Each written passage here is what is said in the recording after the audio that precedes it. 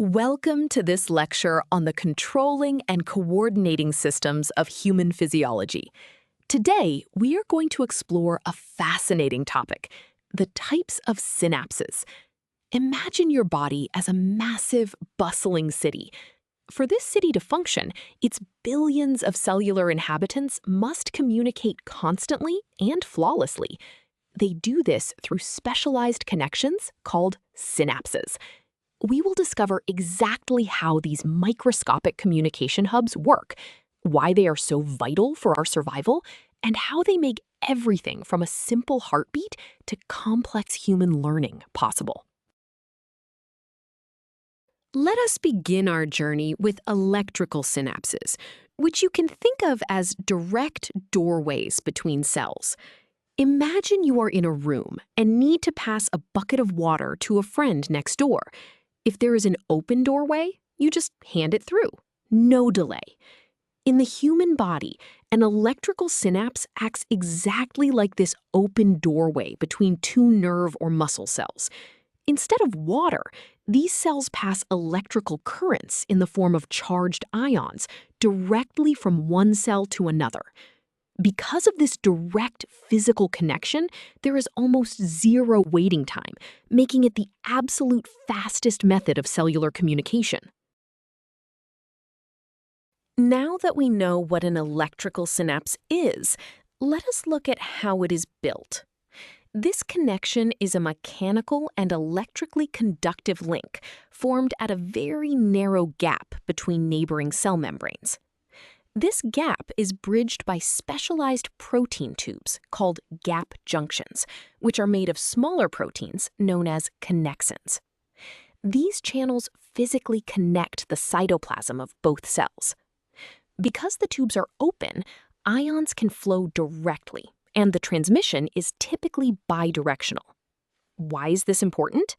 It is absolutely crucial when extreme speed and perfect synchronization are required, such as in your heart, where millions of cells must contract at the exact same millisecond to pump blood effectively. Understanding this physical connection leads us to the mathematics of how ions actually flow through these channels. Even though this is a biological system, it follows basic electrical principles, specifically a variation of Ohm's law.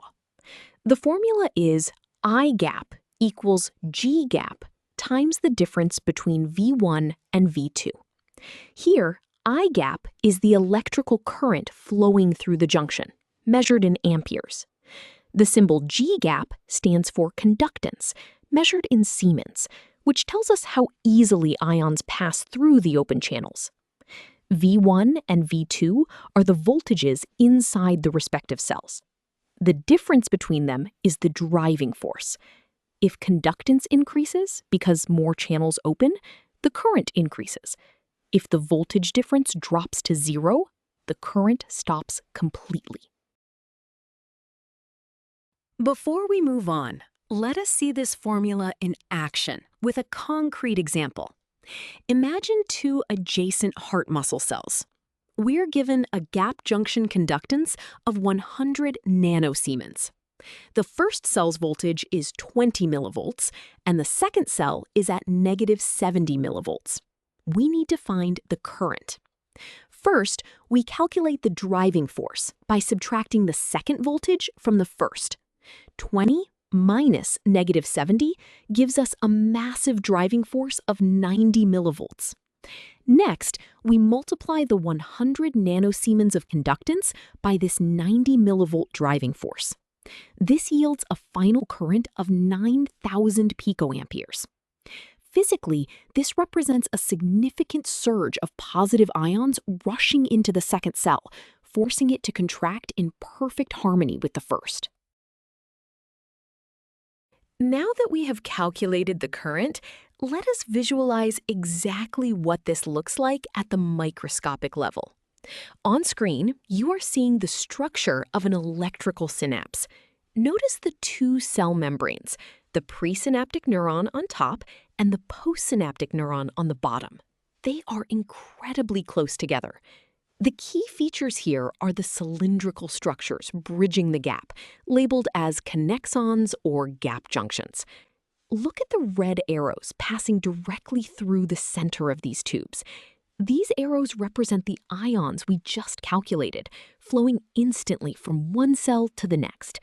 This diagram perfectly illustrates why electrical synapses are the body's high-speed, direct connect communication lines, guaranteeing absolute synchronization.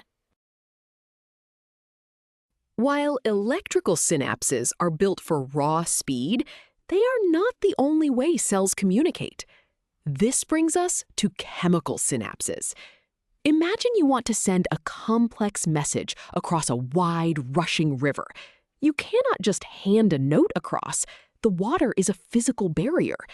Instead, you put the message in a bottle and toss it to a ferryman. In the nervous system, a chemical synapse works just like this river crossing. The electrical signal cannot jump the physical gap between the cells, so it is converted into a chemical message. These chemical bottles are called neurotransmitters, and they float across the tiny gap to deliver specific instructions to the next cell. Let us dive deeper into how this ferry system actually operates. A chemical synapse is a highly specialized junction. When an electrical signal, or action potential, reaches the end of the first neuron, it triggers voltage-gated calcium channels to open. This sudden rush of calcium is the signal for tiny sacs called synaptic vesicles, which are packed with neurotransmitters to fuse with the cell membrane. They empty their contents into the small fluid-filled space called the synaptic cleft. These neurotransmitter molecules then diffuse across the gap and bind to specific protein receptors on the second cell's membrane. This binding action opens new ion channels, effectively converting the chemical signal back into an electrical one. You might be wondering, if electrical synapses are so incredibly fast, why do we have chemical synapses at all? The answer lies in the need for control, flexibility, and the ability to learn. Chemical synapses act like sophisticated volume knobs. Depending on the body's needs, they can amplify a signal, dampen it, or block it entirely. They allow the brain to make complex decisions by integrating thousands of different inputs at a single moment. Furthermore, chemical synapses can change their strength over time based on how much they are used. This magical process, called synaptic plasticity, is the fundamental biological basis for all human learning, memory, and adaptation. To truly understand this flexibility, we must look at how neurotransmitter release is quantified. The release is not a continuous stream. Instead, neurotransmitters are packaged in discrete, uniform packets called quanta. Each vesicle contains exactly one quantum. We can mathematically model the average strength of this chemical signal using a simple formula. M equals N times P. Here, M represents the mean or average number of vesicles released after a nerve impulse. The symbol N stands for the number of readily releasable vesicles docked at the membrane, waiting for the signal. Finally, P represents the probability that any single docked vesicle will actually be released. If calcium influx increases the probability P, the total number of released vesicles, M, increases, creating a stronger signal. Now that we have our statistical model, let us apply it to a real biological scenario. Consider a motor neuron connecting to a skeletal muscle fiber. We are given that there are 200 synaptic vesicles docked and ready, so N equals 200. Under normal conditions, the probability of any single vesicle releasing its contents is 0.25, or 25%. We need to find the average number of vesicles released. We simply multiply the total available vesicles, 200, by the probability factor, 0.25. This yields a final result of 50 vesicles. Physically, this means that every time this motor neuron fires, an average of 50 vesicles will dump their contents into the cleft, ensuring a strong enough signal to trigger a reliable muscle contraction. Let us visualize the chemical process we just calculated. On screen is the structure of a chemical synapse. The large bulbous structure at the top is the presynaptic terminal. Inside it, you can see the circular synaptic vesicles we just talked about, filled with red neurotransmitter molecules. Notice how some of these vesicles are fusing with the membrane at the bottom, releasing their red contents into the empty space, the synaptic cleft. This is the exact moment of quantal release. Across the cleft, on the postsynaptic membrane, you can see Y-shaped receptors catching these neurotransmitters. This diagram beautifully captures how an electrical signal is translated into a chemical ferry crossing, allowing for the complex regulation our brains need.